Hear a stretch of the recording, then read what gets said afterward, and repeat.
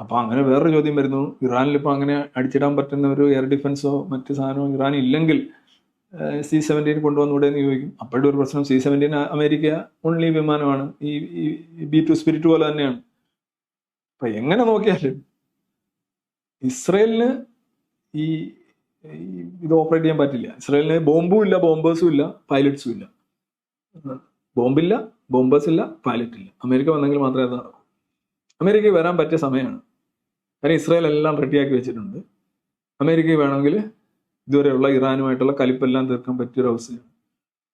America വരുമെന്ന് ചോദിച്ചാൽ വരുമെന്നാണ് ഞാൻ പ്രതീക്ഷിക്കുന്നത്. കാരണം ഇത്രയും നല്ലൊരു അവസ്ഥ ഈ അമേരിക്കയുടെ കോൺഗ്രസും ഇവരും എല്ലാം എതിർത്താൽ തന്നെയും ഒരു വിജയം അതാരാണ് ആഗ്രഹിക്കാത്തത്, അല്ലെങ്കിൽ ഒരു വിജയത്തിന്റെ ഭാഗമായിട്ട് നിൽക്കുക.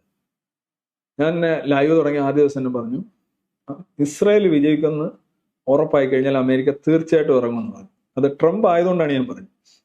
അല്ലെങ്കിൽ ഇസ്രായേലിനൊപ്പം ഇറങ്ങേണ്ടുന്ന രാജ്യമാണ് അമേരിക്ക.